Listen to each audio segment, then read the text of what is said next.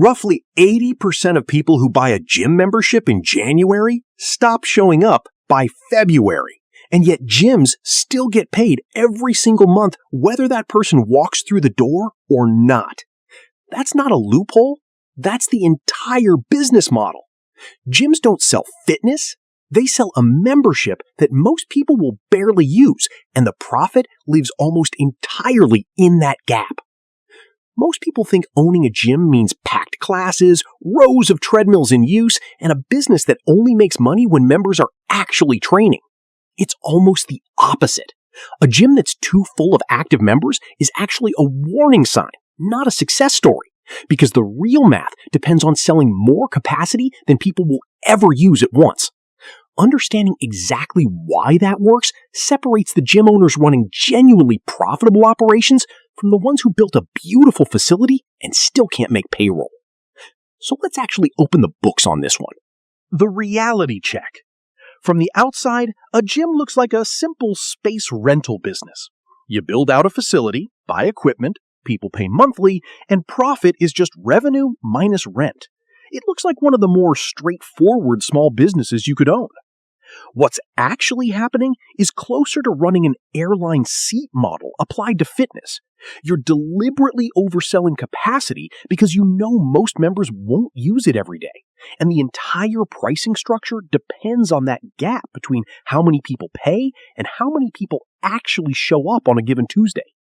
Layer on top of that expensive commercial-grade equipment that needs constant maintenance, a facility lease that's often one of the largest fixed costs in the entire business, staff certifications and insurance requirements, and a membership base that churns constantly, and you start to see why gym ownership rewards very different skills than personal training does. That's not a flaw in the model. It's exactly why gyms that manage this deliberately, through smart membership caps, class scheduling, and retention systems, can run genuinely strong margins, while gyms that just chase membership signups without managing capacity and retention often struggle even with a packed parking lot. But here's what the numbers actually look like. Chapter 1. Startup Costs. Opening a gym is a serious capital commitment, and the range varies enormously depending on format. A small boutique studio, think a spin studio or a CrossFit-style box, can open for $150,000 to $400,000 in the US, while a full-size commercial gym with a complete equipment floor, locker rooms, and group fitness studios typically runs $500,000 to $1.5 million, depending on square footage and location. Equipment is one of the largest line items. A full commercial cardio and strength floor, treadmills, ellipticals, bikes, a full rack of free weights, machines, and functional training equipment typically costs $150,000 to $400,000, depending on brand and quantity.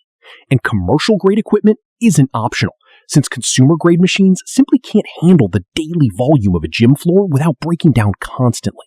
Real estate is the other massive cost. Leasing a space large enough for a proper gym floor, typically 10,000 to 25,000 square feet for a full commercial facility in a decent US or UK location, can run $10,000 to $40,000 a month, depending on market. And build-out costs, flooring, mirrors, plumbing for locker rooms and showers, HVAC upgrades for a space that generates significant heat from both equipment and bodies, can add another $200,000 to $500,000 before you've bought a single dumbbell. Here's what most people miss. Liability insurance for a facility where people are actively lifting heavy weights and pushing their bodies is a genuinely significant ongoing cost from day one, not an afterthought. And staff certification requirements. Personal trainers and group fitness instructors typically need recognized certifications through bodies like NASM or ACE in the US or REPS registration in the UK. Add real hiring and compliance overhead before a gym opens its doors. Chapter 2. Revenue Streams. A gym doesn't make money one way. It stacks 4 or 5 revenue lines, and membership dues are just the foundation.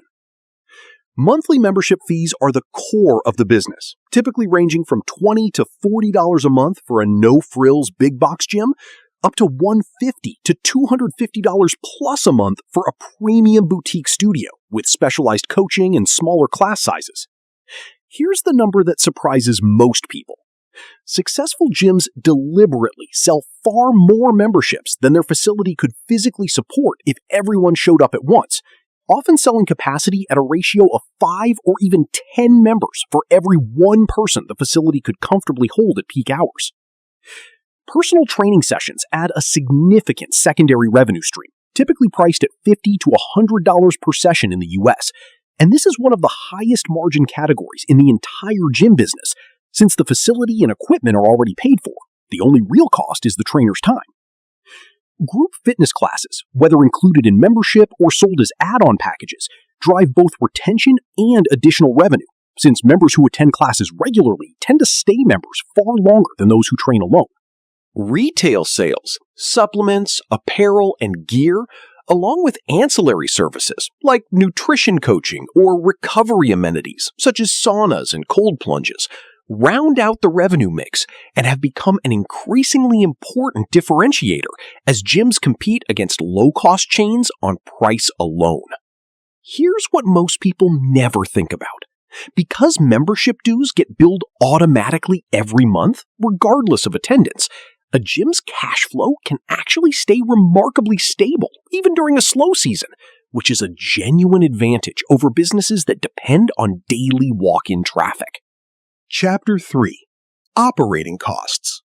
Now to what actually eats into that revenue. And running a gym has real ongoing costs that scale with both membership size and facility quality. Rent is typically the single largest fixed cost, often representing 15 to 25% of total revenue for a well-run gym. And this bill comes due every month, regardless of how many members show up. Staffing costs come next. Front desk staff, trainers, group fitness instructors, and maintenance personnel typically represent 25 to 35% of revenue, and this can climb higher for boutique studios that lean heavily on premium coaching as their core value proposition. Equipment maintenance and eventual replacement is a real ongoing cost that many first-time owners underestimate. Commercial equipment takes serious daily wear, and a realistic equipment replacement and repair budget often runs 5 to 8% of revenue annually to keep the floor looking current and functioning reliably. Utilities are a genuine line item too, given the HVAC demands of a space full of both machines and sweating bodies, along with the water and electricity needs of locker rooms and showers. Marketing and member acquisition costs round out the picture, and this is where the churn problem really shows up financially, because gym membership churn commonly runs 30 to 50% annually across the industry. A meaningful chunk of revenue has to be continuously reinvested into acquiring new members just to replace the ones who cancel, which is exactly why retention strategy matters as much as new member acquisition in this business. Chapter 4. Profit Margins and Real Numbers. So, what's actually left over? Industry data from fitness industry associations commonly puts well-run gym profit margins in the 10% to 20% range on total revenue, which is respectable but requires disciplined cost management given how many fixed costs this business carries. Let's run a real example. Take a mid-sized commercial gym with 1,000 members paying an average of $45 a month in membership dues, plus additional personal training and retail revenue averaging $15 per member monthly. That's $60 per member, or $60,000 a month, translating to $720,000 in annual revenue. Rent at 20% of revenue takes $144,000. Staffing at 30% takes $216,000. Equipment maintenance and utilities combined at roughly 12% takes $86,400. Add those three costs together. $144,000 plus $216,000 plus $86,400 equals $446,400, leaving $273,600 before marketing and admin costs. Subtract marketing and member acquisition costs at roughly 10% of revenue, another $72,000, and then general administrative overhead, insurance, software, accounting, and miscellaneous costs at another 14% of revenue, roughly $100,800. That brings total costs to $619,200, leaving roughly $108,800 in annual net profit, a margin just under 14%, right in line with the industry's typical 10% to 20% range. Here's what separates a struggling gym from a thriving one. Retention improvements matter more than new signups. Cut annual churn from 40% down to 25% through better onboarding and coaching, and that same gym keeps significantly more members paying every single month without spending an extra dollar on new member marketing, which drops almost straight to the bottom line. Chapter 5. Risks and what makes someone succeed or fail. Now, the honest part. This business has real pressure points, and they're worth naming clearly. Membership churn is the single biggest ongoing threat. An industry where members commonly cancel within the first few months means a gym is constantly running just to stand still. And gyms that don't actively manage retention can find themselves replacing nearly half their membership base every year just to stay flat. Seasonal demand swings hit hard too, since the January sign-up rush that drives most annual growth tapers off sharply by spring, leaving owners to manage cash flow through quieter summer and fall months. Low-cost chain competition is a real structural pressure too. Budget gyms charging $10 to $20 a month have compressed pricing power across much of the industry, forcing many independent and boutique operators to differentiate hard on experience and coaching quality, rather than competing on price alone. But here's what actually separates gym owners who thrive from ones who struggle. Obsessive focus on member retention and community building. The most successful operators treat the first 30 to 60 days of a new membership as the make or break window, using structured onboarding, check-ins, and early coaching relationships to build the habit before a new member's motivation naturally fades. They also build genuine community through classes and events, since members who make real social connections at a gym stay members far longer than those who train in isolation. The owners who struggle usually made one of two mistakes. They focused entirely on new member acquisition while ignoring the churn quietly draining their base. Or they underestimated equipment maintenance costs and let the facility feel worn down, which accelerates cancellations in a business where member experience is everything. This is a business built for people who think like community builders as much as facility operators, not people who just want to rent out equipment. Everything here is general business education, not financial, legal, or investment advice. If you're seriously exploring gym ownership, you'd want a commercial real estate attorney, an accountant experienced in membership-based businesses, and a realistic feasibility study on local market saturation before committing any capital. What's clear from the numbers is that a gym isn't really a fitness business that happens to charge membership fees. It's a subscription business built on the gap between what people pay for and what they actually use.